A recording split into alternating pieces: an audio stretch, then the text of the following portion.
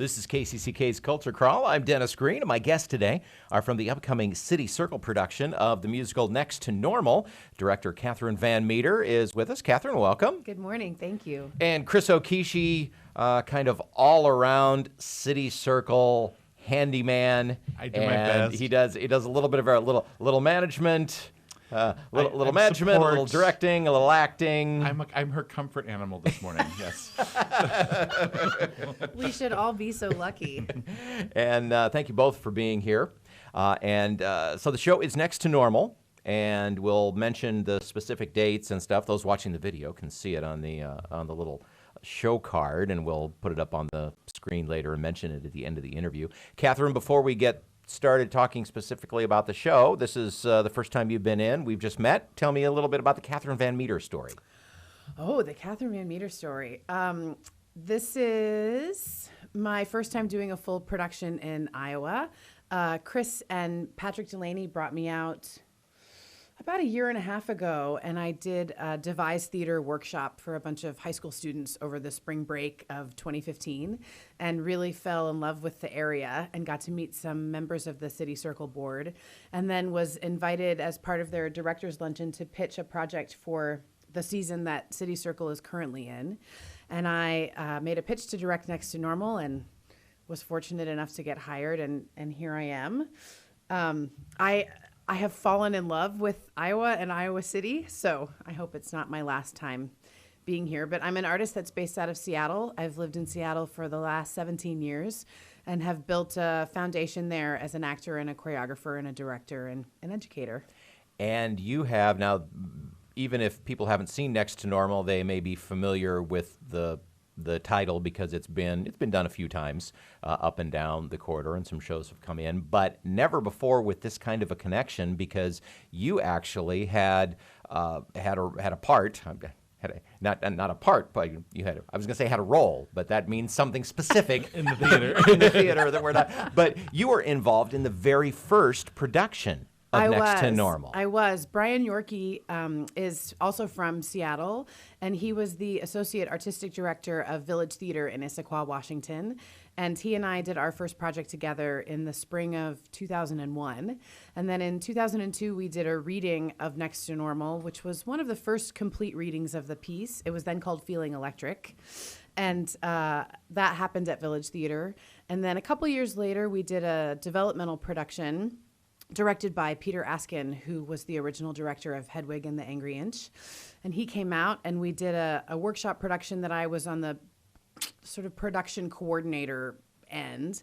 And then that was the production that ended up going to the New York Musicals Festival in 2005, and I was brought in to choreograph that production. So the first full production of Next to Normal, you were the choreographer. I was, and that was the festival production that David Stone, the producer of Wicked, saw, and then plucked the show and decided to shepherd it to Broadway.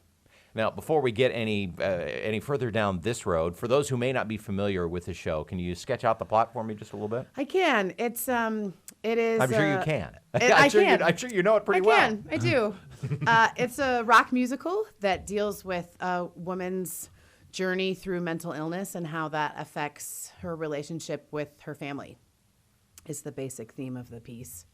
This cast is unbelievable. Kristen, who is playing Diana, is extraordinary. She had a Broadway career before she came to Iowa City. Kristen Burns. Yes. Yeah. She played Fantine for many years on Broadway, and Alice Ripley, who was the Broadway original Diana in Next to Normal. Kristen covered her in Sideshow and other things as well. I think Sideshow. Maybe just They Sideshow. did readings together, yeah. Mm-hmm. So she's the real deal. And when she came in and auditioned, she's someone that I would cast.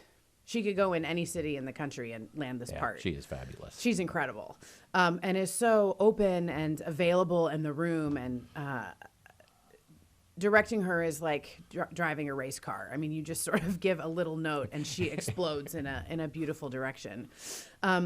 K. Michael Moore, who is playing Dan, the father, is wonderful. He comes primarily from a straight play background. I think this is one of the first musicals he has gone into, and has learned a lot about what it means to storytell through song, and provides warmth and a determination to Dan that I think is really beautiful. Michael Pinnick is playing the doctors, and he is fearless in a rehearsal room and does extraordinary work outside the room and is constantly bringing in new choices and new things for me to work with. Victoria Vaughn is playing Natalie, and it's been a real pleasure to watch her dive into a darker role than the roles she normally gets to play, and has been doing really, really profound transformational work.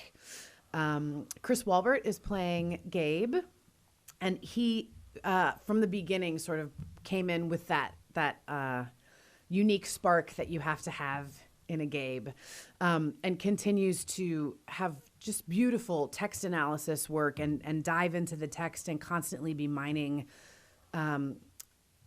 for new things and seeing how he can stretch his voice and add to the story. And then Austin Wicke is our Henry, and he is the youngest of the group, but brings this wonderful joy to the role and an air of optimism and sort of can-do spirit and incredible talent that the play falls flat if you don't have a great Henry, and he's really extraordinary.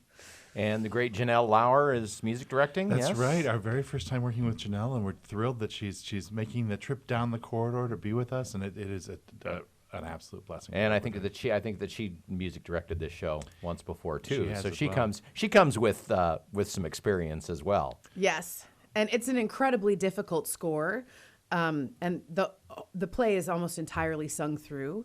So it was really a boon to have someone who knew the score as well as she did coming into the project. And the music for this show is just spectacular. It really is. It really is. Some of those melodies just, they just sort of get in and grab at your heart. The play is Next to Normal, and opens on the 10th, yes, of February, so It a couple does of weeks out indeed. yet. 2 weeks from today. Okay. And then runs through the 12th. Chris, if people want tickets, how do they get them? Well, so there's several ways to get them. CoralvilleArts.org, all one word, CoralvilleArts.org is the website that includes all of the ways that you can get them, including a phone number. But if you'd like it, it's 319-248-9370. And the show does only run one weekend. So we've had this wonderful simmer time that has been fantastic, but the stew's only available for 3 days. So we'd encourage you, if you have any inclination in seeing something that will truly touch, I think, people's hearts, make sure you come out. I should also mention, we are partnering with the National Alliance for the Mentally Ill to provide information in the lobby before and after the show about efforts in our corridor to make mental illness a stigma-free condition in our society, and to provide support for people and families like those that occur in the play. And we are doing a talkback at 6:45 on Saturday, the 11th, right before the Saturday evening show, with Kathryn and me, and also members of the National Alliance for the Mentally Ill team, to talk about the themes of the show and some of the ways in which theater can apply and elucidate and illuminate what actually literally happens in our community. Now, Chris, before we go, I want to change topics real quick. Sure. Because in addition to your day job Yes. as a psychologist and being the dramaturg for this show and helping out, you're also directing a show at I Co am. in Cedar Rapids that I opens am. in a couple of weeks. We're so Give excited. us just a quick plug for You're a Good Man, Charlie Brown. So Your Good Man, Charlie Brown is the story of one young child's challenges with living with depression. In the Your Good Man, Charlie Brown really is about a young man who's kind of depressed. So you just thought it was a comic book musical. yeah, well, I know, and it is a wonderful, wonderful, wonderful play. Also about struggles with the way that we interpret the world and how it influences us. We are not doing a radical reinterpretation of You're a Good Man, Charlie Brown. We are bringing it to Co-College with the Co-College actors who are alive and fantastic and wonderful, and it's been really, really great to work on. And an interesting parallel to be working on Next to Normal and You're a Good Man, Charlie Brown at the same time. That is true. It's totally two rather different looks Right. at how people face their lives. And struggling with figuring out who you are and how you relate to other people, and what truly leads to happiness is the answer to the question of You're a Good Man, Charlie Brown. And when does that show open? That opens next weekend. So that opens the 3rd, 4th, and 5th, and then also runs concurrently with Your Good Man with Next to Normal. So you can see Your Good Man Charlie Brown on Friday evening, Next to Normal on Saturday evening, and then I have a whole host of reading material that you can then look at on Sunday, and you Over can be brunch. over brunch. You can be caught up on everything you need to know about mental illness across the lifespan, according to musical theater. Well, as I'm fond of saying, if you complain there's nothing to do, I don't want to hear about it. Absolutely true. Well, good luck with that show. Thank you. We're very and excited. have fun with that. And looking forward to Next to Normal as well, February 10th through the 12th at the Coralville Center for the Performing Arts. Again, coralvillearts.org if you'd like tickets. Kathryn and Chris, thanks so much for coming in. Thank you, Thank you. Dennis.